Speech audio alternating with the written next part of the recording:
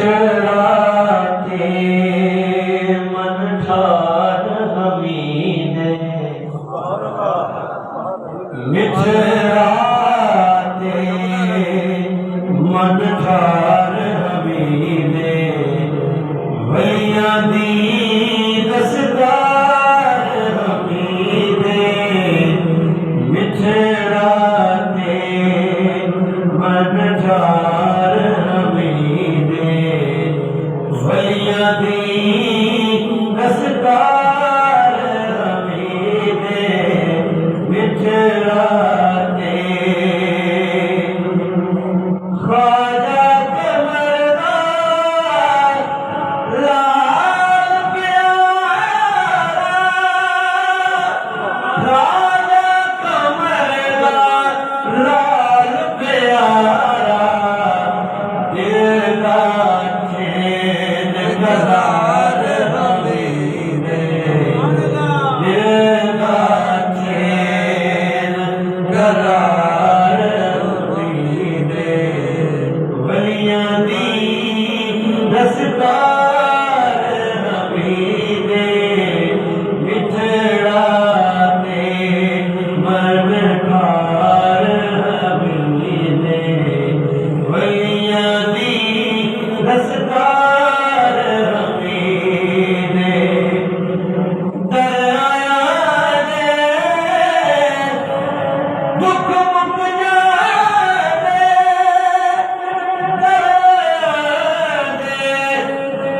دکھ مک جانے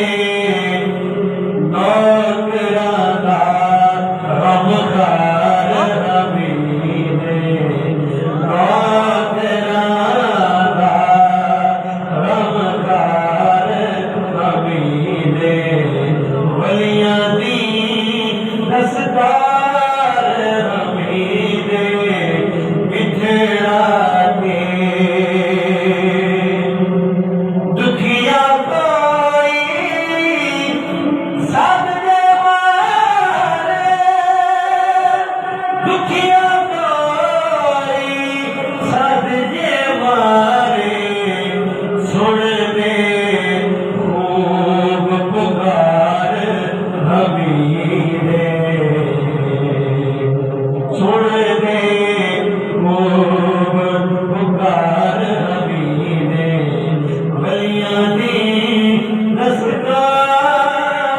حمید مٹھڑاتے ہر دل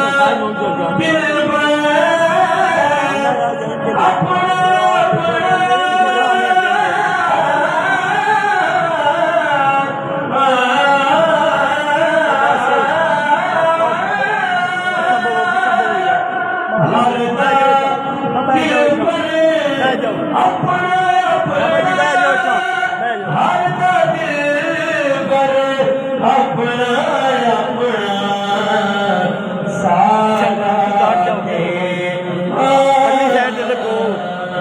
ساڈے سب قرآن مجید دیے ساڈے دلدار حمید ولیاں دی دستار حمید مٹھڑاتے من ٹھار حمید ولیاں دی دستار حمید عاشق جانے عاشق سمجھے عاشق جانے عاشق سمجھے زندہ بچ مزار حمید زندہ بچ مزار حمید ولیاں دی دستار حمید مٹھڑاتے من ٹھار حمید ولیاں دی دستار حمید مظہر اسادہ حج ہو رہے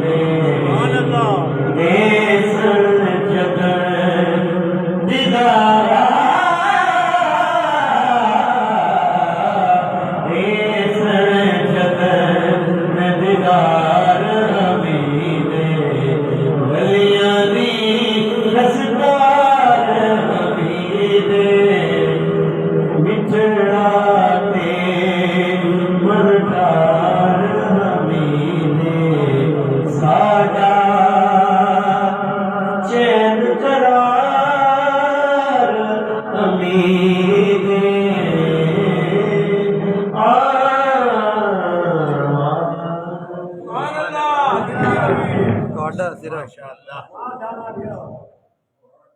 مٹھائی اور خوائی نہیں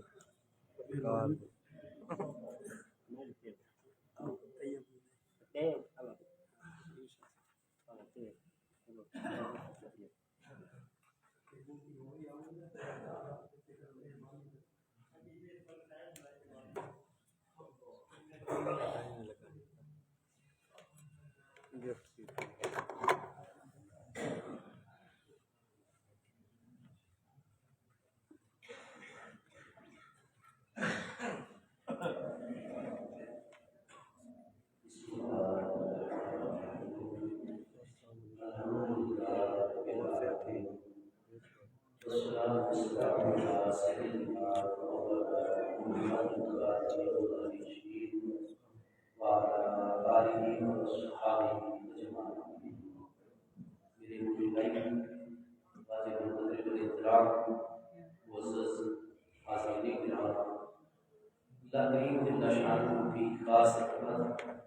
اس کی مہربانی اور فضل و کرم سے ہم سب حضرات حضور سیدنا کی سیاد پاک کی نواز قدس سر و عزیز کے آستان تقدس نشان آستان عالیہ سے شریف میں نماز جمعہ المبارک کی ادائیگی کا شرف حاصل کرنے کے لیے اور اپنے مرشد کریم حضور سیدنا کی سیاد پاک کی نواز کی بارگاہ اقدس کے فیض و برکات کو حاصل کرنے کے لیے حاضر ہیں۔ رب کریم جل شانہ آپ سب کی یہ حاضری اپنی بارگاہ اقدس میں قبول و منظور فرمائے۔ اللہ تبارک و تعالیٰ اپنی بارگاہ اقدس میں حضور سیدنا پیر سیاد پاک غریب نواز کے درجات عالیہ مزید بلند سے بلندر فرمائے۔ حضور پیر سیاد پاک غریب نواز کے فیض و برکات اللہ پاک ہمیشہ ہمیشہ تک کے لیے ہم سب کے شامل حال فرمائے۔ آپ کی مقدس نورانی تعلیمات پر اللہ پاک ہم سب کو عمل کرنے کی توفیق عطا فرماتا رہے، اور آپ سب حضرات جو دور و نزدیک سے نہایت ہی محبت جذبے عقیدت کے ساتھ آستان عالیہ میں حاضری کا شرف حاصل کر رہے ہیں، اپنے دلوں کے اندر جتنی بھی جائز تمنائیں اور نیک حاجات اور مرادیں رکھتے ہیں، اللہ تبارک و تعالیٰ حضور سیدنا پیر سیاد پاک غریب نواز کی برکت سے جملہ حاضرین کی تمام جائز دلی مرادوں کو پورا فرمائے۔ انسان جو ہے بنیادی طور پر دو چیزوں کا مجموعہ ہے، ایک ہے ہمارا جسم بشری اور دوسری ہے ہماری روح۔ قرآن مجید فرقان حمید سے اور احادیث صحیحہ سے یہ چیز واضح ہو جاتی ہے کہ ہمارے جسموں سے بہت پہلے اللہ پاک نے ہم تمام کے تمام انسانوں کی روحوں کو پیدا فرما دیا تھا۔ اس لیے اہل علم جو ہے وہ اپنی کتابوں میں یہ بات واضح کر دیتے ہیں کہ عالم ارواح جو ہے وہ عالم اجسام سے بہت پہلے اللہ پاک نے پیدا فرما دیا، اور جس وقت ہم انسان صرف اور صرف روحوں کی صورت میں عالم ارواح میں تھے، آج جو جسم بشری ہمیں ملا ہوا ہے، اس جسم بشری کی پیدائش سے پہلے یہ جسم بشری ابھی اللہ پاک نے ہمیں عطا نہیں فرمایا تھا، اس سے بھی بہت پہلے قرآن مجید فرقان حمید کا ارشاد گرامی ہے کہ اللہ پاک نے تمام کے تمام انسانوں سے کلام فرمایا تھا اور ارشاد فرمایا تھا الستو بربکم، اے تمام کے تمام انسانوں کی روحوں مجھے یہ بتاؤ کیا میں تمہارا رب نہیں ہوں؟ قالوا بلا، تمام کے تمام انسانوں کی روحوں نے باقاعدہ کلام کر کے اللہ پاک کی بارگاہ میں عرض کی تھی بلا یا اللہ کیوں نہیں، بے شک تو ہی ہمارا رب ہے۔ روحوں کا جواب بالکل درست ہے، اللہ پاک ہی تمام کے تمام عالمین کا رب ہے۔ ہم قرآن مجید فرقان حمید میں آغاز کے اندر ہی ام الکتاب ام القرآن سورہ فاتحہ شریف جب اس کی تلاوت کرتے ہیں تو پہلی آیت مبارکہ ہی یہی آ جاتی ہے الحمدللہ رب العالمین، تمام کی تمام حمد ثابت ہے اس اللہ پاک کے لیے جو تمام کے تمام عالمین کا رب ہے، اور ان تمام کے تمام جہانوں میں، تمام کے تمام عالمین میں عالم ارواح بھی ایک عالم ہے۔ جب تمام کے تمام عالمین کا رب اللہ پاک ہے تو یقینی طور پر عالم ارواح اور ہماری روحوں کا رب بھی اللہ پاک جل شانہ ہے۔ لہٰذا جب ہماری روحوں سے سوال فرمایا گیا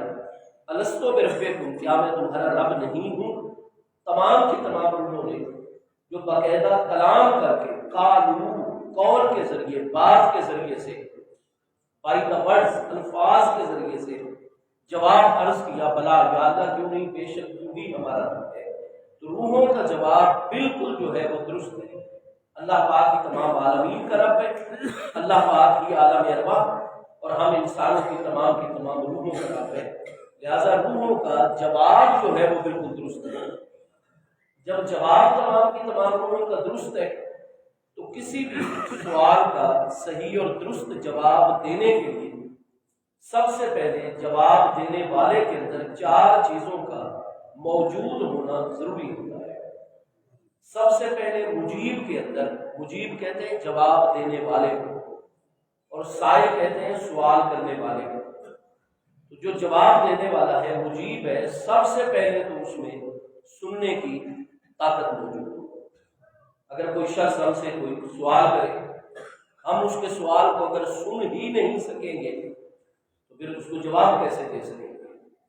لہذا سننے کی طاقت، پاور آف لسن، قوت سماعت جو ہے یہ اس کے اندر پہلے سے موجود ہو، صفت سماعت موجود ہو، وہ سننے کی طاقت رکھتا ہو۔ پھر سوال کو ہم سن لیں، لیکن سننے کے بعد اگر سوال کی ہمیں سمجھ ہی نہیں آئے گی تو پھر ہم صحیح جواب کیسے دے سکیں گے؟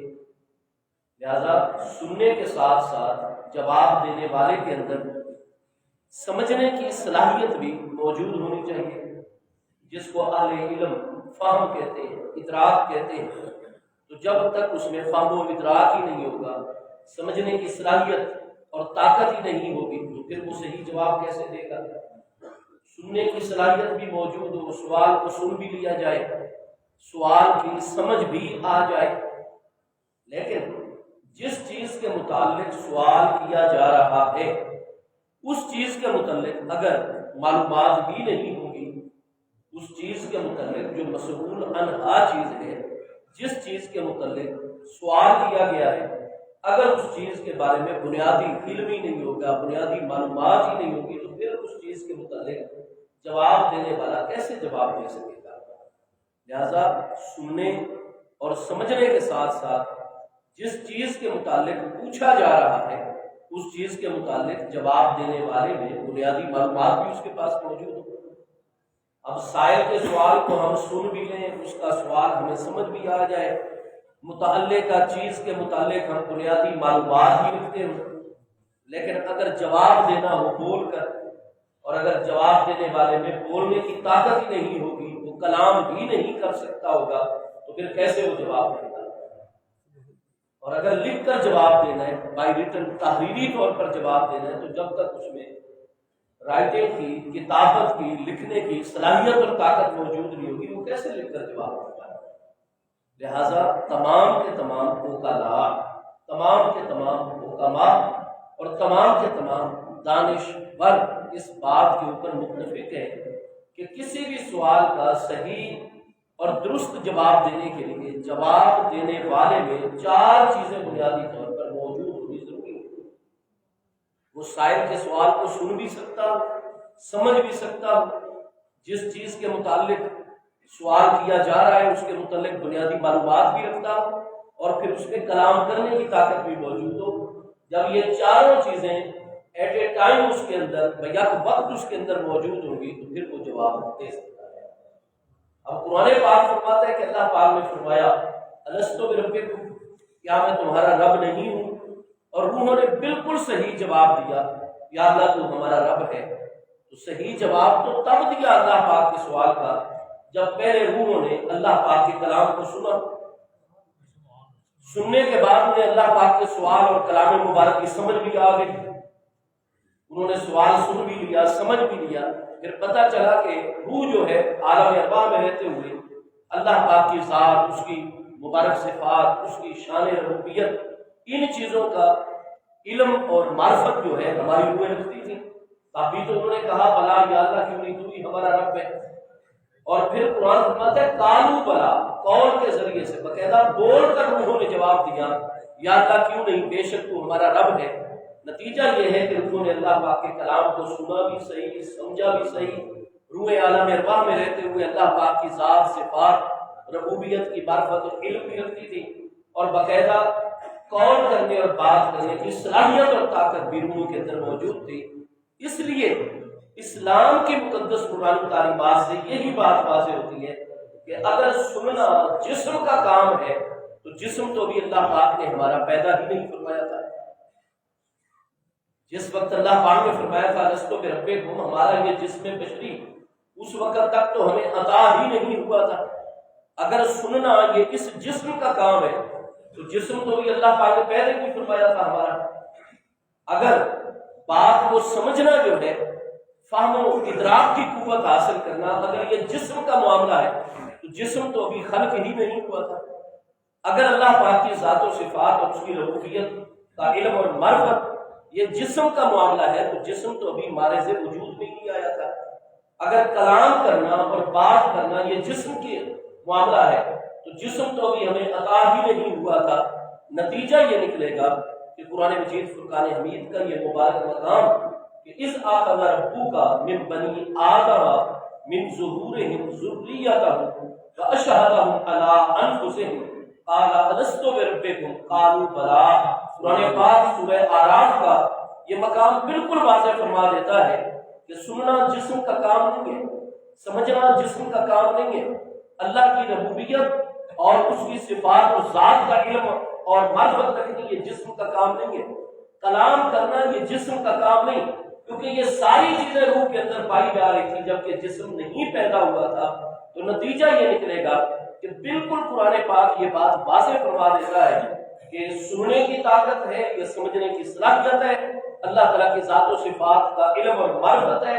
یا کلام کرنے کی قوت ہے. یہ تمام کی تمام طاقتیں اور کمالات اللہ پاک نے ہمارے جسم کے اندر نہیں بلکہ ہماری روحوں کے اندر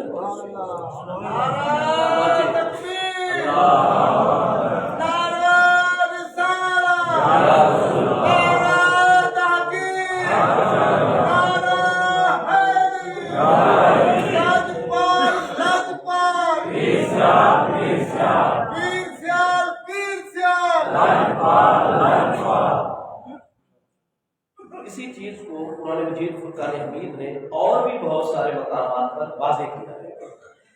اور یہی وجہ ہے کہ ہمارے علم کلام کی کتابوں میں، علم عقائد کی کتابوں میں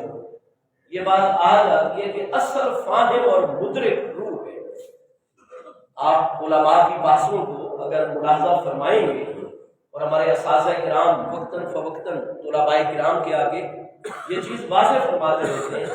اہل علم جو ہے انہوں نے سارے کے سارے مضمون کو بالکل ایسے چند الفاظ کے اندر سمو دیا ہے، اور وہ روح کے متعلق آپ کو ہر کتاب کے اندر یہی بات نظر آئے گی کہ اصل فاہم اور مدرک جو ہے وہ روح ہے. یعنی اصل فہم رکھنے والی، سمجھنے والی، ادراک کرنے والی چیز جو ہے وہ ہمارا جسم نہیں ہے بلکہ ہماری روح ہے. اس لیے قرآن مجید فرقان حمید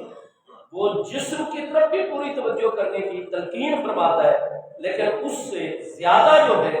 وہ قرآن مجید فرقان حمید ہمیں روح کی طرف توجہ کرنے کا حکم دیتا ہے، کیونکہ اصل معاملہ ہم انسانوں کی ذات میں جسم کا نہیں بلکہ روح کا ہے. چنانچہ قرآن پاک آخری پارے سورہ شمس کے اندر اللہ پاک کے ارشاد گرامی ہے وَنَفْسٍ وَمَا سَوَّاهَا فَأَلْهَمَهَا فُجُورَهَا وَتَقْوَاهَا قَدْ أَفْلَحَ مَنْ زَكَّاهَا وَقَدْ خَابَ مَنْ دَسَّاهَا. اللہ پاک نے ارشاد فرمایا وَنَفْسٍ، مجھ اللہ پاک کو روح کی قسم ہے، وَمَا سَوَّاهَا، اور ہر اس چیز کی قسم ہے جو روح کو کامل تربیت کے مراحل میں سے گزار کر اس کو مقام تسویہ کے اوپر اور مقام کمال تک پہنچا دیتی ہے. روح کی بھی قسم ہے وما سواہا، اور روح کو تسویہ اور روح کو مقام کمال تک پہنچانے والی ہر چیز کی قسم ہے۔ ہماری روحوں کو اللہ پاک کی توجہات، عنایات ربانی، اللہ تبارک و تعالیٰ کی رحمت، اس کا فضل و کرم، محبوب کریم تحیات و تسلیم کی ذات بابرکات کی نگاہ عنایت، مرشد کریم کی صحبت مجلس، ان کی باطنی توجہات بھی اور اس کے ساتھ ساتھ ان کی ظاہری تلقینات بھی، یہ ساری کی ساری وہ چیزیں ہیں جو ہماری روح کو تربیت کے مراحل میں سے گزار کر مقام تسبیح اور مقام کمال تک پہنچا دیتی ہیں۔ فرمایا بنفس وما سواها، مجھے اللہ پاک کو روح کی بھی قسم ہے اور روح کو مقام کمال اور مقام تسبیح تک پہنچانے والی ہر چیز کی قسم ہے۔ فَأَلْهَمَهَا فُجُورَهَا وَتَقْوَاهَا، دو قسمیں ارشاد فرما کر اللہ پاک نے ارشاد فرمایا کہ چاہے وہ فجور نافرمانی ہے یا تقویٰ، وہ چاہے فرما برداری ہے، فرمایا نافرمانی ہے یا فرما برداری، تقویٰ ہے یا فجور ہے، خیر ہے یا شر ہے، یہ مثبت و منفی جتنی بھی طاقتیں اور امور و معاملات ہیں، الہمہا، میں اللہ قسمیہ فرماتا ہوں کہ یہ تمام کے تمام خیر و شر اور مثبت و منفی تمام قوتیں میں اللہ نے روح کو الہام دی۔ سبحان اللہ۔ اس لیے آگے بطور نتیجہ ارشاد فرمایا قد افلاح من زکاہا، یقینی طور پر فلاح وہ پا جائے گا جو اپنی روح کو پاک اور صاف کر لے گا،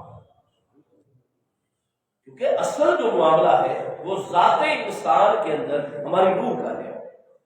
روح کے چونکہ معاملات اس طرح اللہ پاک نے روح کو اس طریقے سے پیدا فرمایا ہے کہ بہت سارے امور و معاملات کے اندر ہماری روح جسم کی محتاج نہیں ہے، لیکن بے شمار ذمہ داریاں اور بے شمار وظائف اور کام ایسے ہیں کہ روح اس وقت تک نہ اپنی ذمہ داریوں کو پورا کر سکتی تھی، نہ اپنے خدا داد کمالات کو ظاہر کر سکتی تھی جب تک اسے جسم نہ عطا ہوتا ہے۔ ہمارے ہاں الیکٹریسٹی اور بجلی بالکل موجود ہوتی ہے، اور بجلی جو ہے وہ اپنی قوت طاقت جو اللہ پاک نے اس کے اندر پاور رکھی ہے، اس کا مختلف صورتوں میں ظہور ہمارے سامنے آتا رہتا ہے۔ ہم نے گرمیوں میں ہوا لینی ہو تو بجلی کے اندر وہ پاور موجود ہے، لیکن اس کے لیے ایک عضو کی ضرورت ہے۔ ہاں جی، پنکھا ہمیں چاہیے ہوگا، اے سی ہمیں چاہیے ہوگا، پھر وہ اپنی پاور کا اظہار کرے گی، ہمارے ماحول کو ہوا دے کر یا کولنگ اور ٹھنڈک پہنچا کر۔ اگر ہم اپنی مختلف چیزیں جو ہیں، گوشت ہے، سبزیات ہے، ایسی چیزیں ضرورت کی چیزیں جو ہیں ان کو ہم خراب ہونے سے بچانا چاہتے ہیں تو بجلی میں اس قوت کا بالکل جوہر موجود ہے، لیکن اس کا ظہور ہوتا ہے جب فریج دے دیا جاتا ہے اس کو بطور باڈی، بطور جسم، بطور عضو، ہاں جی، اور ریفریجریٹر اس کو دے دیا جاتا ہے، وہ بالکل اپنی اس قوت کا اظہار کرتی ہے۔ اور اگر اس سے ہم روشنی لینا چاہتے ہیں، اندھیرے تاریکیاں دور کرنا چاہتے ہیں، تو ہمارے پاس انرجی سیور کا ہونا، ٹیوب لائٹ کا ہونا موجود ہوگا۔ بجلی میں یہ تمام کمالات اللہ پاک نے اس کی طبعیت، جبلت، اس کے مزاج اور اس کی ذات میں یہ تمام کی تمام چیزیں رکھ دی ہیں، لیکن ان کمالات کے ظہور کے لیے ہمیں پنکھے کی ضرورت ہوتی ہے، فریج کی ضرورت ہوتی ہے، اے سی کی ضرورت ہوتی ہے، ہمیں بلب کی اور انرجی سیور کی ضرورت ہوتی ہے۔ جب تک یہ پرزے اس کو اور یہ مشینری نہ دے دی جائے اس وقت تک اس کی پاور کا ظہور نہیں ہوتا، ہاں جی، اور ظاہر نہیں ہوتی اور ہمیں نظر نہیں آتی، ہم اس کو محسوس نہیں کرتے۔ روح کے اندر اللہ پاک نے تمام کے تمام کمالات رکھے ہوئے۔ ہمارے تمام علماء وہ کمال اس بات پر متفق ہیں، اصل مدرک اور فاہم ذات انسانی میں وہ روح ہے۔ روح اپنے بہت سارے کمالات نہیں ظاہر کر سکتی اور بہت ساری ذمہ داریوں کو ادا نہیں کر سکتی تھی جب تک اس کو ہمارا جسم عطا نہ کر دیا جاتا۔ لہذا روح کو اپنے کمالات ظاہر کرنے کے لیے، روح کو اپنی ذمہ داریاں پوری کرنے کے لیے یہ جسم عطا کر دیا گیا ہے۔ لہذا جسم اصل انسان نہیں ہے، جسم تو ایک روح کے لیے آلہ ہے، ہتھیار ہے، اوزار ہے۔ اصل جو چیز ہے ذات انسانی میں وہ اس کا جسم نہیں ہے بلکہ اس کی روح ہے۔ اس لیے قرآن پاک نے ارشاد فرمایا کہ چاہے فجور ہے یا تقوی ہے، خیر ہے یا شر ہے، اچھائی ہے یا برائی ہے، کوئی مثبت قوت ہے یا منفی قوت ہے، الہمہا فجورہا و تقواہا، دو چیزوں کی قسمیں اٹھا کر اللہ پاک نے ارشاد فرمایا کہ میں اللہ پاک تسمیہ ارشاد فرماتا ہوں کہ میرے بندو اپنی روحوں سے غفلت نہ کرنا، اس طرح نہ ہو جانا کہ صرف مادہ پرست ہو کر صرف ہر وقت دنیا داری کے پیچھے، ہر وقت پیسے اکٹھے کرنے کی فکر کے پیچھے، ہر وقت اپنے جسم کو راحت، جسم تم اصل نہیں ہو، جسم ایک آلہ ہے، اوزار ہے، ہتھیار ہے روح کے لیے، اصل جو ہے تمہاری ذات کے اندر معاملہ تمہاری روح کا ہے۔ قد افلاح من زکاہا، یقینی طور پر کامیاب وہ ہو چکا ہے زکاہا جس نے اپنی روح کا تزکیہ کر لیا، اپنی روح کو پاک و صاف کر لیا۔ وقد خاب من دساہا، جسم کو وہ لاکھوں مرتبہ دھوئے، پاک اور صاف رکھے۔ کیا وضو کے احکام قرآن پاک میں حکم موجود نہیں ہے وضو کا؟ یا ایھا الذین آمنوا اذا قمتم الی الصلاۃ فاغسلوا وجوہکم، اے ایمان والو جب تم نماز کا ارادہ کر کے میری بارگاہ میں کھڑے ہونے لگو تو قرآن فرماتا ہے پہلے اپنی طرف توجہ کر لینا، پاک وضو ہو یا بے وضو ہو، اگر پاک وضو ہو تو ٹھیک، ہاں مزید درجہ حاصل کرنے کے لیے، نور اور زیادہ حاصل کرنے کے لیے فرمایا وضو کے اوپر وضو کر لیا جائے تو سبحان اللہ، نور اللہ، نور ہوتا ہے، ورنہ پہلے والے وضو کے ساتھ ہی نماز ہو جاتی ہے، کیونکہ حدث اصغر وضو کرنے کے بعد کوئی اکبر اصغر لاحق نہیں ہوا، تمہارا وضو بالکل موجود ہے۔ اور اگر بے وضو ہو فاغسلوا وجوہکم، اپنے چہروں کو مکمل طور پر دھو، وایدیکم الی المرافق، اور اپنے دونوں بازوؤں کو بھی کونیوں سمیت جو ہے وہ دھو لیا کرو، وامسحوا برؤوسکم، اپنے سروں کا مسح بھی کر دیا کرو، وارجلکم الی الکعبین، اور اپنے دونوں پاؤں کو ٹخنوں سمیت دھو لیا کرو۔ نتیجہ یہ ہے کہ وضو کے چاروں فرائض اللہ پاک نے خود قرآن میں بیان فرما دیے۔ کیا استنجے کا حکم جو ہے نجاست سے، قاذورات سے پاکیزگی حاصل کرنے کا حکم قرآن میں موجود نہیں ہے؟ کیا غسل جنابت فرض ہو جائے تو غسل کرنے کا حکم قرآن میں موجود نہیں ہے؟ قرآن پاک واضح طور پر ارشاد فرما رہا ہے جاء احدکم من الغائط او لامستم النساء ولم تجدوا ماء فتیمموا صعیدا طیبا، جاء احدکم من الغائط، کوئی تم میں سے اپنے واش روم میں سے، لیٹرین میں سے، بیت الخلاء میں سے ہو کر آتا ہے، اس نے پیشاب کیا ہے، دیگر اپنی ضروریات طبعی سے فراغت حاصل کی ہے، اب اس پر استنجا لازم ہو گیا، نماز پڑھنی ہے یا قرآن پاک کو ہاتھ لگانا ہے یا بیت اللہ شریف کا طواف کرنا ہے تو وضو اس کے اوپر لازم ہو گیا۔ آگے فرمایا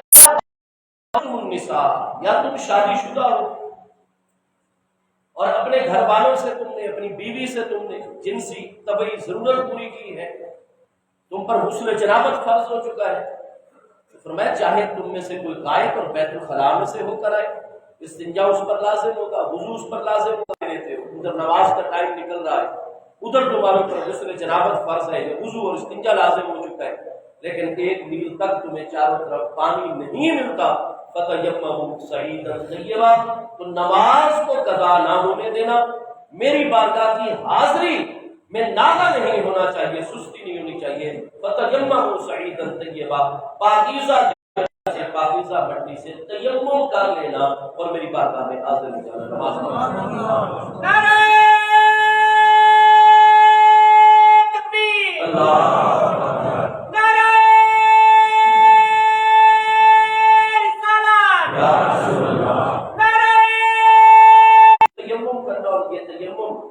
ہمارے پیارے آقا کریم علیہ السلام کی ہی برکت ہے، پہلی امتوں میں تو اس کی اجازت نہیں تھی۔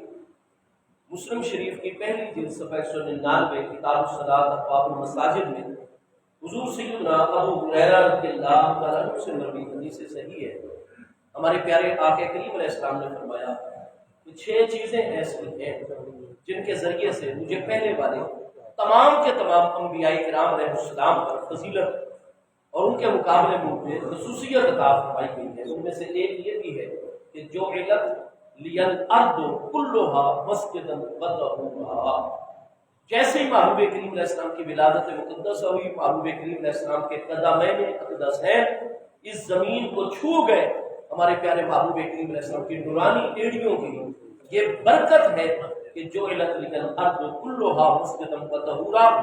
महबूब करीम अलैहिस्सलाम के नूरानी कदमों की विलादत बासआदत के साथ ये बरकत जाहिर हो गई। अल्लाह पाक ने क़यामत तक महबूब के हर उम्मती के लिए पूरी रूए जमीन को मस्जिद बना दिया और पाकीज़गी इख्तियार करने का जरिया हुआ। पहले वाली जो जितनी भी शरीयतें हैं 69 की 69 शरीयतें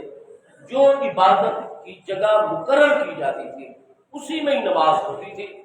वहां जाकर जो है अल्लाह पाक का जिक्र और इबादत की जाती तो हाजिरी लग जाती, और बाकी जमीन पर जो है वो लगाई जाती तो अल्लाह पाक हाजिरी नहीं लगाता था, बंदे की हाजिरी को कबूल नहीं फरमाता था। लेकिन महबूब करीम अलैहिस्सलाम का उम्मती मस्जिद के अंदर नमाज पढ़े तो एक नमाज का सवाब 27 गुना है। लेकिन अगर कुर्ब जमार में मस्जिद ना हो नमाज का टाइम, तो फरमाया फासला ज्यादा है, टाइम थोड़ा रह गया, ठीक है तुम मस्जिद तक नहीं पहुंच पा रहे हो या किसी ऐसी जायज मसरूफियत में हो जिस पाकीज़ा जगह के ऊपर महबूब का उम्मती सजदा करता है वो उसकी सजदा गाए, अल्लाह पाक उसकी हाजिरी लगा लेता है, उसकी नमाज में। एक तो पूरी रूए जमीन मस्जिद बन गई, सजदागाह बन गई, और दूसरा इसको तहूर कर दिया। पहले पानी से ही वुजू किया जाता था, लेकिन महबूब करीम अलैहिस्सलाम के घर वालों की बरकत से, अहले बैत अतहार की बरकत से, क्योंकि कुरान मजीद फुरकान हमीद ने जो रहनुमाई अता फरमाई है, जैसे वहाबी लोगों का शेवा है कि ये सिर्फ कुरान पाक और हदीस पाक की बात करते हैं और वो भी अपनी मर्जी के मुताबिक इजमाए उम्मत को भी छोड़ देते हैं, क़ियास और इज्तिहाद शरई को भी छोड़ देते हैं, आधे दीन की बात करते हैं, आधा दीन छुपा जाते हैं। इसी तरीके से अहले तशय्युअ भी मुकम्मल अहले बैत अतहार का मामला नहीं करते, सिर्फ अपने पसंदीदा तरीके के ऊपर चलते हैं। ये हवाए नफ्स है, ये ख्वाहिशात नफसानी है जो कुरान ने तालीम दी है, जो मुस्तफा अलैहिस्सलाम ने तालीम दी है, जो खुद अहले बैत अतहार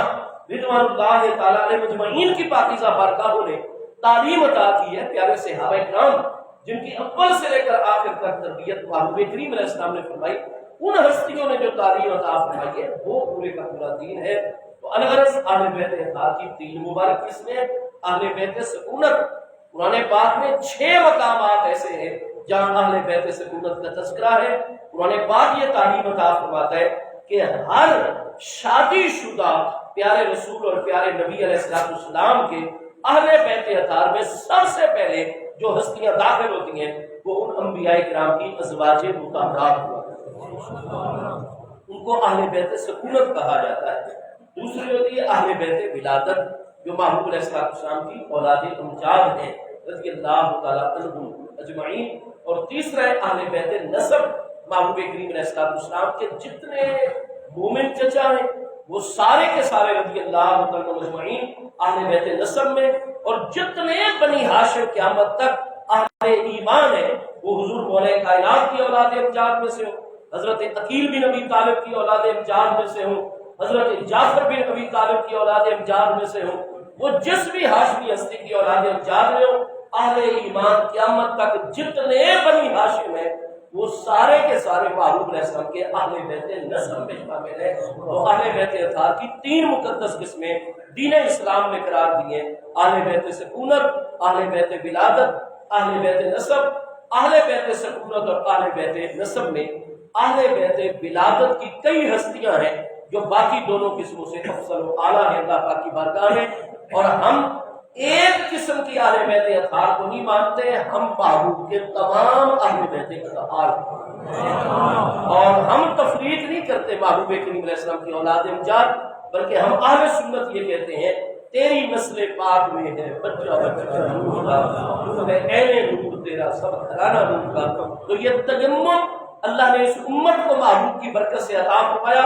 ज़ाहिरी सबब जो है वो महबूब के अहले बैत सकूनत यानी महबूब करीम अलैहिस्सलाम की इज्जत व गैरत, आपकी ज़ौजे मोहतरमा और आपकी तमाम की तमाम जिंदा अज़वाजे मुतहरात रज़ियल्लाहु तआला अन्हुम अजमईन में महबूब अलैहिस्सलाम को सबसे ज्यादा महबूब और प्यारी हस्ती حضور سیدتنا و سیدت ساداتنا حضور سیدہ ام المؤمنین عائشہ صدیقہ رضی اللہ تعالی عنہا وجہ بن گئی، اور حضرت ام المؤمنین کی یہ برکت قیامت تک اللہ پاک نے ظاہر فرما دی کہ محبوب کی امت کے لیے زمین کو تیمم کے ذریعے سے طہارت کا ذریعہ بنا۔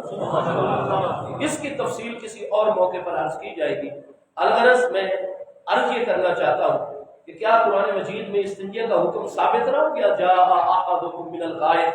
کیا وضو کا حکم قرآن میں موجود نہیں ہے؟ کیا غسل کا حکم قرآن میں موجود نہیں ہے؟ کیا تیمم کا حکم قرآن میں موجود نہیں ہے؟ اور اللہ پاک کا فرمان ہے وَالثِّيَابَ فَطَهِّرْ، تو ایک تفسیر کے مطابق اس کا معنی یہ ہے کہ اے میرے پیارے بندے، اپنے ثیاب کو، اپنے ثوب، اپنے لباس، اپنے کپڑوں کو ہمیشہ صاف ستھرا اور ہمیشہ پاکیزہ کر کے رکھا کر۔ تو بھائی لباس کی پاکیزگی کا حکم بھی قرآن میں موجود ہے، ہر طرح کی طہارت کا حکم بھی قرآن میں موجود ہے، لیکن اللہ پاک قسمیں اٹھا کے ارشاد فرماتا ہے قد افلح من زکاہا، اپنے کپڑوں کو جتنا چاہو پاک اور صاف رکھ لو، کروڑ مرتبہ تم وضو اور غسل کر لو، لیکن کامیابی کی ضمانت نہیں ہے۔ قد افلح من زکاہا، انسان کی ذات اور زندگی میں اصل دار و مدار اس کے باطن اور اس کی روح کا ہے۔ کامیاب وہ ہو جائے گا جو اپنی روح کو پاک اور صاف۔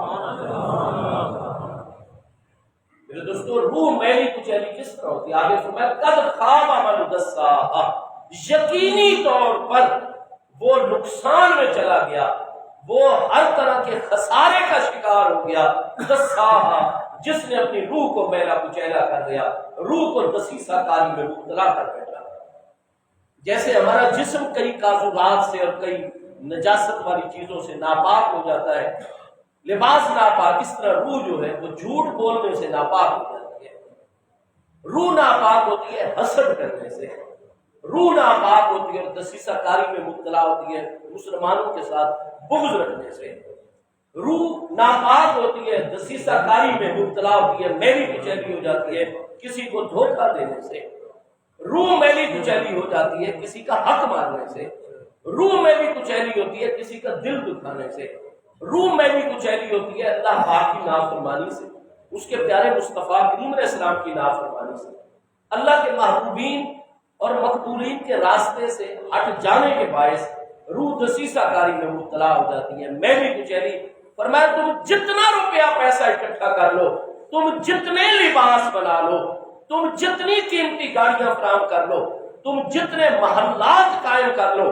جتنے بڑے کاروباری تمہارے دنیا کے ہر ملک میں تمہارے کاروباری یونٹ اور فرمز کام کر رہی ہو، ساری دنیا کے تم مالک بن جاؤ، لیکن اگر تمہاری روح میلی کچیلی ہے قد خاب من دساہا، تم ذرا بھی کامیاب نہیں ہو، تم سراسر گھاٹے اور نقصان کے اندر فلاح ہو پا جائے گا۔ عربی زبان میں ہر قسم کی کامیابی کے لیے فلاح سے بڑا کوئی لفظ نہیں ہے، سب سے بڑا لفظ ہے عربی زبان میں تو فلاح۔ اس لیے اللہ پاک نے ملائکہ کرام کے ذریعے سے جب حضرت سیدنا زید رضی اللہ تعالیٰ عنہ کو اور حضرت سیدنا امیر المومنین عمر فاروق اعظم رضی اللہ عنہ کو خواب دکھلایا تھا، کیونکہ مشورہ ہونے لگ گیا حضور اب تو ہماری ریاست بھی قائم، مسجد بھی قائم، اب ہمیں پنجگانہ نماز ایک پورے نظم و ضبط کے ساتھ ہونی چاہیے، تو ہم کیا طریقہ؟ کئیوں نے کہا کہ ناقوس بجایا جائے۔ فرمایا یہ تو یہودیوں کے ساتھ مشابہت ہوگی اور ہم اپنا کوئی دینی معاملہ کسی بھی غیر مسلم کے مشابہ نہیں ہونے دیں گے، کیونکہ تشبہ خاص جو ہوتی ہے وہ ممنوع ہوتی ہے شریعت میں۔ من تشبہ بقوم فہو منہم، جو اپنے مذہبی معاملات میں کسی دوسری قوم کے ساتھ مشابہت خاصہ اختیار کرے گا، قیامت کے دن وہ اہل ایمان میں سے نہیں، اسی قوم کی مشابہت اختیار کر کے اسی قوم میں سے اٹھایا جائے گا۔ تو ان کی تشبیہ سے بچنا ہے، مشابہت خاص سے بچنا ہے۔ کسی نے کہا کہ گھنٹیاں بجائی جائیں، فرمایا نہیں، یہ فلاں قوم، حضور آگ جلا دی جائے، ایک مینارہ بنایا جائے اور پانچوں وقت جب نماز کا ٹائم ہو، نماز کا ٹائم داخل ہو، مینارے پر آگ روشن کر دی جائے، دور دور سے آگ نظر آئے گی، لہذا لوگ باجماعت۔ فرمایا نہیں، یہ مجوسیوں کے ساتھ جو ہے مشابہت ہو جائے گی۔ الغرض اس دن مشاورت کی مجلس روک دی گئی۔ رات کو ان دو کریم ہستیوں کو، جن میں سیدنا امیر المومنین عمر رضی اللہ عنہ کی پاکیزہ مقدس امت ہستی ہیں، ان کو بھی خواب دکھا دیا گیا۔ حضرت زید رضی اللہ عنہ کو خواب دکھا دیا گیا۔ صبح بیک وقت یہ ہستیاں دونوں محبوب کی بارگاہ میں آ کر ایٹ اے ٹائم جو خواب بیان کیا کہ حضور ایک بڑا ہی دراز کا نورانی جسم مبارک والا جی کتنا حسین و جمیل جو ہے وہ ایک صاحب ہے، اور ہمارے سامنے وہ بلند جگہ پر کھڑا ہو گیا اور اس نے انگلیاں جو ہے اپنے کانوں میں ڈالی اور یہ الفاظ اللہ اکبر اللہ اکبر اللہ اکبر اللہ اکبر سے لے کر لا الہ الا اللہ تک یہ کلمات حضور اس نے بڑی بلند آواز میں جو ہے محبوب علیہ السلام نے فرمایا۔ اسی چیز کی ہم نے مشورت کی تھی، یہ آذان ہے، نماز کا وقت داخل ہوگا، ہم یہی بلند جگہ پر کھڑے ہو کر آذان پڑھا کریں گے، اللہ کے بندے نماز پڑھیں گے۔ ٹھیک ہے، تو یہ الہام ہوا ہے اللہ پاک کی جانب سے آذان پر، مصطفیٰ کریم علیہ السلام نے اس کو مقرر رکھا، جس کی وجہ سے یہ شریعت طاہرہ کی اتنی بڑی علامت اور شریعت مبارکہ کا اتنا بڑا شعار جو ہے وہ سامنے آ گیا۔ چنانچہ محبوب کریم علیہ السلام نے فرمایا کہ پیارے عمر، پیارے زید، اور اللہ پاک نے دو ہستیوں کو، چونکہ کم از کم ایسے معاملات میں دو گواہوں کی گواہی جو ہے وہ مقبول ہوتی ہے، فرمایا کہ حضرت بلال کو بلایا جائے۔ حضرت بلال چونکہ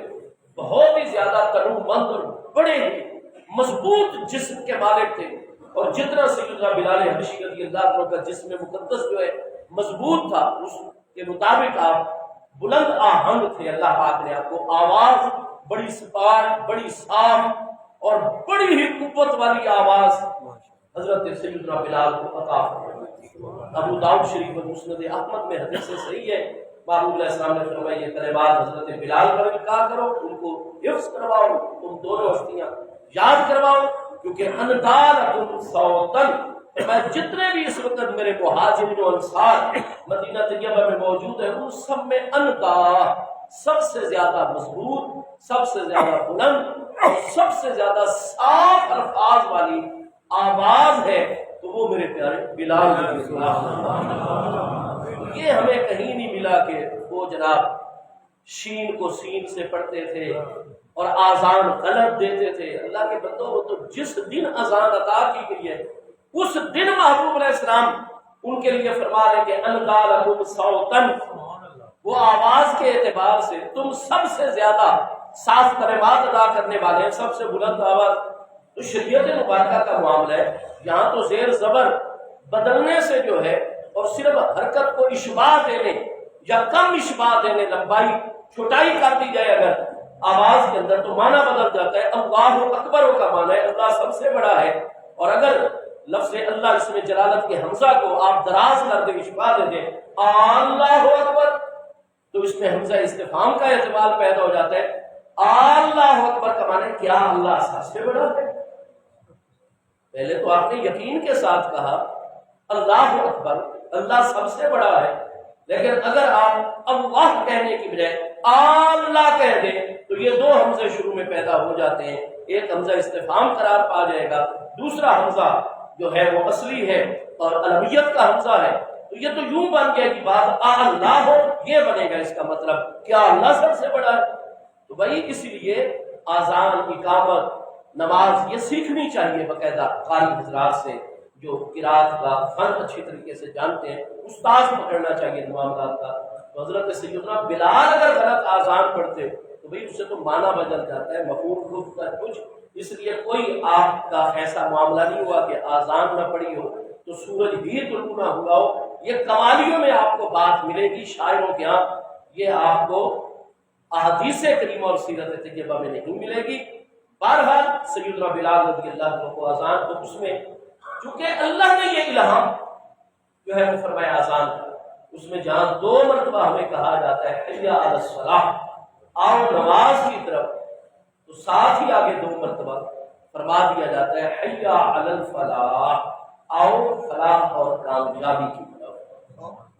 ہمارا دین ہمیں پنجگانہ یہ تعلیم عطا فرماتا ہے اتنی بلند آواز میں کہ ہر طرح کی کامیابی، دنیا میں جتنی تمہاری ظاہر باطن کی کامیابی ہے، قبر میں جتنی تمہاری ظاہر باطن کی کامیابی ہے، 50,000 سال کے برابر ایک دن عالم معاشر میں جتنی کامیابی ہے، ابد الآباد تک عالم آخرت کی جتنی کامیابی ہے، وہ ساری کامیابی اللہ کی بارگاہ میں جھکنے اور نماز کا سجدہ دینے میں ہمیں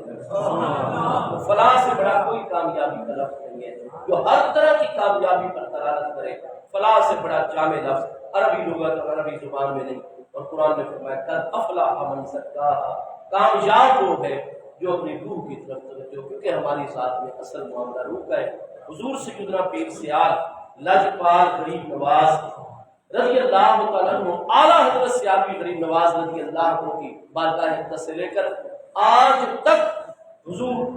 سیدی خواجہ خواجگان، ہمارے مرشد کریم، ہمارے مقتداؤں کے اشباع، حضور سیدی ضیاء چشت، سیدی علامہ حافظ خواجہ محمد ضیاء الحق صاحب سیالوی غریب نواز دامت برکاتہ العالیہ زیب آستانِ عالیہ سیال شریف آپ تک کی ذات بابرکات کی یہی نورانی تعلیم ہے. آپ کی بارگاہ میں بیٹھے ہوئے تھے اور ایک بندے نے کام کے لیے دعا، ان بارگاہوں سے جو چیز مانگنی چاہیے وہ ہم مانگتے نہیں ہیں. دنیا میں جو ہمارا مقدر ہے وہ ہمیں ملے گا، لیکن ہمیں تو اصل حقیقت کو لینا چاہیے اس بارگاہ اقدس سے، پھر ظاہر بھی سارا عطا ہو جاتا ہے. جو بندہ خانے بار سے چلے سیال شریف کا ارادہ کرے، نہنگ تو آٹومیٹیکل رستے میں آ جائے گا، جھنگ بھی خود بخود راستے میں آ جائے گا، اکڑیاں والا بھی خود آ جائے گا. رفعت میں مقاصد کو ہم دوش سریا کر اس بارگاہ میں آیا کرو، تو جس مقصد کے لیے یہ بارگاہ ہے وہ مقصد مانگا کرو. یہ بھیڑ بکریاں خود تمہاری ٹھیک ہو جائے گی، مریض خود ٹھیک ہو جائے گا، سارے معاملے انشاءاللہ دنیا کے ٹھیک ہو جائیں گے. اصل دین لیا کرو اس بارگاہ سے. تو حضور نے ارشاد فرمایا یہ ہر وقت کام کاج کی دعائیں کرواتے ہیں، فلاں مسئلہ فلاں. فرمایا یہ انسان بھی عجیب ہے، قیامت قائم ہو رہی ہوگی اور یہ بھی اپنے اوزار قرآن فرماتا ہے اٹھا کر اپنے کام کاج کے لیے نکل رہے ہوں گے. ہمیں جسم کی طرف وہ توجہ نہیں چاہیے جو اپنی اصل حقیقت ہوگی. سلسلہ گفتگو جاری رہے گا. اللہ پاک ہم سب کو غور و فکر کی توفیق عطا فرمائے. انشاءاللہ اللہ پاک آل فلسطین کی مدد فرما رہا ہے اور ان قریب مصر سے مطالبہ ہے ہمارا وہ رفح کا بارڈر کھولے تاکہ بچیاں، خواتین، پیارے بچے ادھر سے نکلے اور اصل جو جنگ ہے آل فلسطین کی وہ اسرائیلی یہودیوں سے شروع ہو اور امریکیوں سے شروع ہو. انشاءاللہ جس دن اصل جنگ کے حالات پیدا ہوئے اللہ پاک آل فلسطین کی مدد فرمائے گا، مسجد اقصی آزاد ہوگی انشاءاللہ. آپ دعا فرمایا کریں، اللہ پاک آپ سب کو جزائے خیر عطا فرمائے.